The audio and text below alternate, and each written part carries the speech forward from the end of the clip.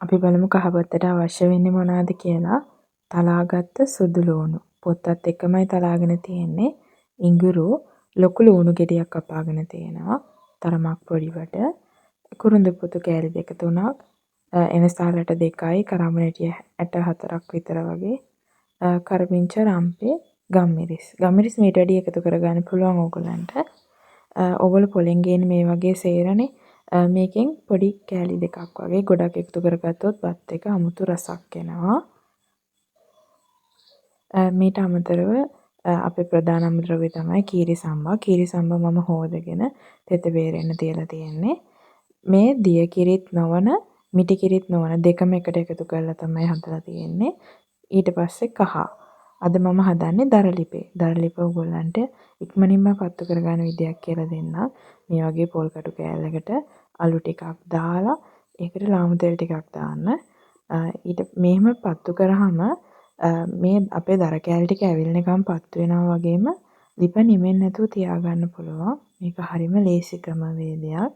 ඔයගොල්ලෝ try කරලා බලන්න. දැන් ලිප පත්තු කරගෙන මම අද හදන්නේ සාස්පානක. සාස්පාන ලිපේ තියාගන්නවා. මේ සාස්පාන මම නිතරම පාවිච්චි කරන සාස්පාන. ඒකෙන් හින්දා තමයි යට අඩිය එහෙම වෙලා තියෙන්නේ. ඒකට බනින්න එපා. මේ මම නිතරම පාවිච්චි කරන එක. ඒකට පොල් තෙල් ටිකක් දාලා මම දැන් දාගන්නවා තලාගත්ත ඉඟුරු සුදු ලූණු. ඊට පස්සේ මම ඕගලන්ට පෙන්නපු ලූණු, කරපිංචා රම්පේ, එනසාල්, කරාබුණැටි, කුරුඳු පුතු මේ ටික ඔක්කොම දාගන්නවා. දාගෙන ඉවර වෙලා හොඳට කලවම් කරගන්නවා. මේක හොඳට ලූණු ටික තරමක් රන්වන් පාට වෙනකම් බැද ගන්න ඕනේ. මෙහෙම බැදගත්තාම තමයි අපි හදාගන්න කහබත රසවත් වෙන්නේ. මේ වෙලාවේ මාරම සුවඳයි. මේ බත මාරම සුවඳයි. රස වගේම තමයි සුවඳ. මම වැඩිපුරම ආස මේ බත් එකේ සුවඳට. ඊට පස්සේ මම කහ පුරවලා තේ හැන්දක් විතර දාගන්නවා. එතකොට ලස්සනට පාටට බත් එක එනවා. ලාවට දාගත්තාම ලා පාටයි. ඊට පස්සේ තමයි ඔන්න මම දැන් අර තෙත බේරගත්ත හාල් ටික පේනව නේද? වැලි කැට වගේ වැටෙනවා.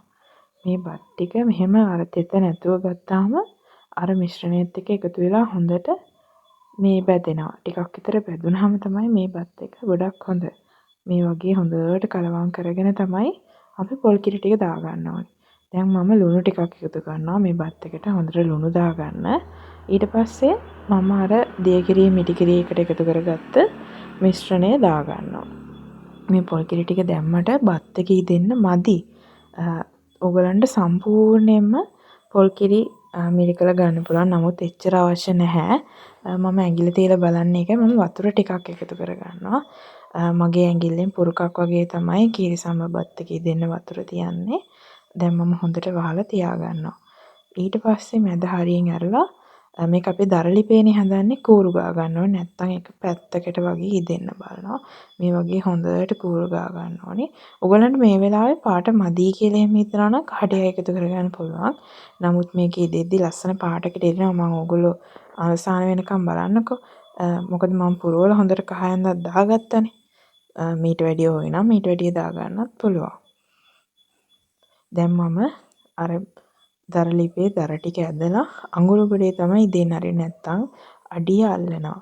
මෙහෙම ඇදලා වහලා තියෙනවා. දැන් මේකේ රසවත් වෙන්න මම එකතු කරගන්නවා බැඳපු ලූණු, මුද්දරම් පලං, කජු, කරපිංචා. ඕගොල්ලෝ අකමැති නම් එකතු කරගන්න එපා. මේක දැම්මහම වඩාත්ම රසවත් වෙනවා. ඔන්න දැන් අපි බත් එක ඇරලා බලමු. පේනව නේද පාට? ඔයගලන්ට දුම හින්දා වැඩි පාට පේන්නේ නැතුව ඇති.